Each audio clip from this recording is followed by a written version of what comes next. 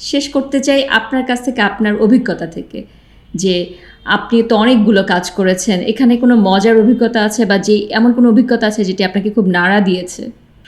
আমার একটা পেশেন্টের অ্যাঞ্জিওপ্লাস্টির অভিজ্ঞতা আছে, সেটা আমার খুবই নাড়া দিয়েছে। ধরুন আমি তো হাজার হাজার অ্যাঞ্জিওপ্লাস্টি করেছি, লাখ লাখ বলবো না, হাজার হাজার অ্যাঞ্জিওপ্লাস্টি করেছি। কিন্তু হঠাৎ করে একদিন আমি স্কোয়ারে বসি, স্কোয়ার হসপিটালে বসি। তো ওখানে আমাকে হঠাৎ করে একজন লোক আসলেন হুইল চেয়ার নিয়ে, মানে আমাদের হসপিটাল অ্যাটেন্ডেন্সরা নিয়ে আসলেন হুইল চেয়ারে করে নিয়ে, বৃদ্ধ লোক, পা কাটা, সাথে না হলেও 8-10 জন হবে। তা আমি জিজ্ঞেস করলাম এতজন কেন? কেউ বলে আমার নানা হয়, কেউ বলে আমার দাদা হয়, কেউ বলে আমার হলো বাবা হয়, অর্থাৎ 3-4 জেনারেশন নিয়ে সে আসছে। তা আমি কৌতূহলবশত জিজ্ঞেস করলাম যে ওনার বয়স কত। তো উনি জিজ্ঞেস করলেন, উনি বললেন যে 104 বছর। ভদ্রলোককে জিজ্ঞেস করলাম, তখন উনি দেখলাম যে না, উনি ক্যালকুলেট করলেন, আমাকে সারে হিস্ট্রি বললেন আমাকে, যে এই বিশ্বযুদ্ধ কবে হয়েছে, উনি কী করেছেন না করে সবগুলো ইতিহাসগুলো বললেন। সেসব ক্ষেত্রে যদি অ্যাকোমোডেশন করা যায় তাহলেও দেখা যায় যে না, তার বয়স রিয়েলি 104 বছর, বেশি হবে বা কম হবে না।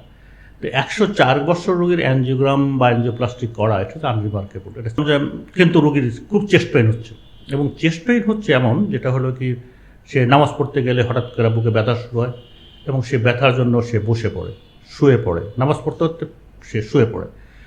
It is unbearable. সে যদি দাঁড়াতে নামাজ পড়তে পারে না, তাতে পা কাটা, এবং বসে নামাজ পড়তে গেলে ব্যথার জন্য সে শুয়ে পড়ে। তা আমি বললাম যে এটা তো হাই রিস্ক, এটা করতে গেলে মারা যাবে। বললো যে আমার বাবা, আমার নানার, আমি তো কষ্ট দেখতে চাই না, স্যার আপনি রিস্ক নিয়ে করেন। তারপরে রিস্ক নিয়ে অ্যাঞ্জিওগ্রাম করলাম, এবং অ্যাঞ্জিওগ্রামটা সাকসেসফুলি হলো। দেখলাম যে সবগুলো রক্তনালী বন্ধ, all blood vessels close down. এখন প্রশ্ন উঠলো কি, এর যদি অ্যাঞ্জিওপ্লাস্টিক করতে যাই তাহলে তো রোগী ডেথ হবে। তখন রোগীটাকে ওষুধ দিয়ে আমি বাড়িতে ছেড়ে দিই, যে আপনার ওষুধেই থাকে। আমি সার্জনের সাথে কনফার্ম কথা বললাম, সার্জন বলল no, it is not possible to operate this patient. তারপরে তারা হঠাৎ করে আবার আসলো, আমার বাবার এই কষ্ট দেখতে চাই না, আপনার আমাকে রিং লাগিয়ে দেন। সে রোগীর তখন ওগুলোকে আমি আবার হাই রিসপন্ড নিয়ে আমি রিং লাগালাম। লাগাতে গিয়ে যেটা প্রবলেম হলো, আমি যখন স্টেন্ট প্রেস করি তখন হার্টটা স্টপ হয়ে যায়, বেলুন ইনফ্লেটেড হার্ট স্টপ হয়ে যায়। যাই হোক, আল্লাহর মেহেরবানিতে সেটা আবার হলো কি, মানে রিকভারি করে গেল। আমি সাকসেসফুল অ্যাঞ্জিওপ্লাস্টি করলাম, এবং করার পরে হলো কি পেশেন্ট হলো কি 4 বছর ভালো ছিলেন।